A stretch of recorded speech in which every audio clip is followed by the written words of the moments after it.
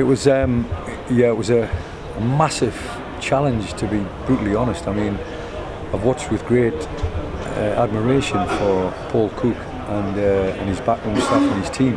This season's just been nothing short of outstanding. We thought last year was some season in the National League, the way Notts County went at Wrexham and vice versa, and for both teams to get over 100 points was just a phenomenal achievement. And I think Notts County could have missed out if it had been playoffs. Could have missed out with 105 points under the belt. But today, a lot of people talk about Chesterfield being on the beach, etc., etc. For me, you're at home in front of 8,000 fans or 8,500 fans. I think the team showed massive respect for Chesterfield for winning the title, getting promotion in the manner in which they did before the game, and then when the first whistle went, we just went after them, and if not for the want of trying, we've been looking for that kind of organised tempo, organised work rate, and a little bit of organisation from the front two, stroke three. Today it was all about the front two. I thought the front two were outstanding. When the ball came into them, it stuck. It was coming into them with quality, and then our midfield three, which is normally two, our midfield three were again like a rash all over the opposition when the ball fell into areas of space. But we still had to deal with a very good team, and when they equalised, it was quite easily to go under, quite easily. But we showed a lot of character in a couple of games. One in particular springs to mind, the Oldham Athletic away from home, when we got level. Oldham got level, and we still went on to win the game. We did exactly the same today. The half-time team talk was a little bit stifled to a certain extent because Matty Preston needed to pick his chin up off the floor. He was devastated. The lad cares. He really does care about the football club. He cares about his career. And when he had netted in the near post area, very unlike him, he wanted to do something about it. Well, you've got to put it on the way behind. You've got to get rid of it. You've got to get rid of that negativity within himself. And he didn't only just do that defensively. He managed to get himself on the score sheet, which was fantastic for him as an individual, and hopefully he'll step up to the plate for the next 3 games.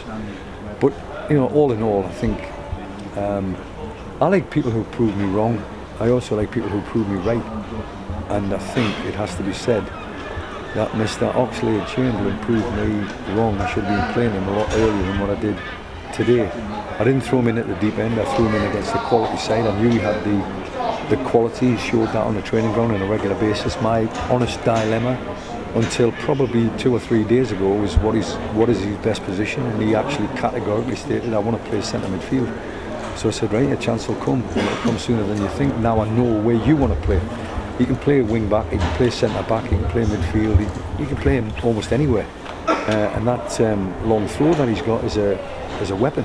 I thought set pieces would be a weapon to us this season. Well, the long throw is a weapon. It reminded me of JJ Kocher, when we were at Bolton Wanderers. JJ had all the ability in the world, but his best weapon was a long throw.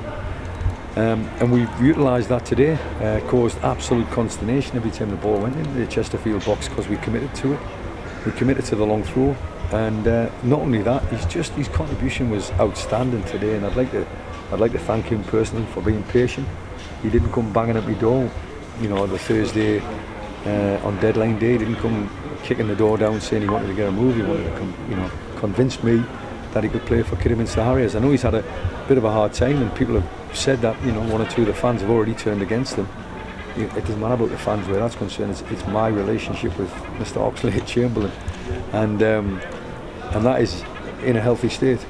And if he plays that way, it'll be in a healthy state between now and the end of the season for sure. I like people's opinion, but I also like people who like to prove you wrong, and that's what he did.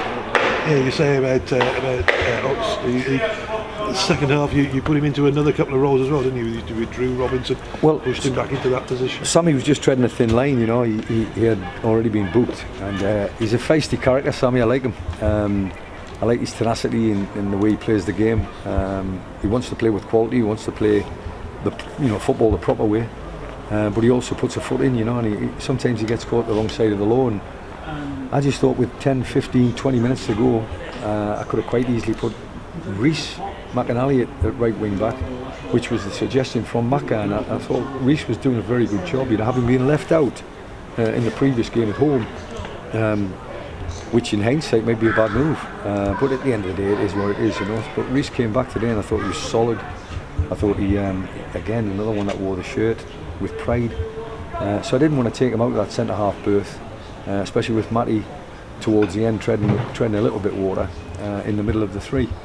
So yeah, Oxley-Chamberlain actually went to right wing back, which I don't want to take him out the centre of the park, because that today proved to me that that's his best position. We have to look at the, I suppose to a certain extent everybody does, look at the league table. We don't really need to look at the league table, we know what we've got to do. Yes, it's on TV, yes, it's a little bit later, and all of that adds a little bit of spice to the game.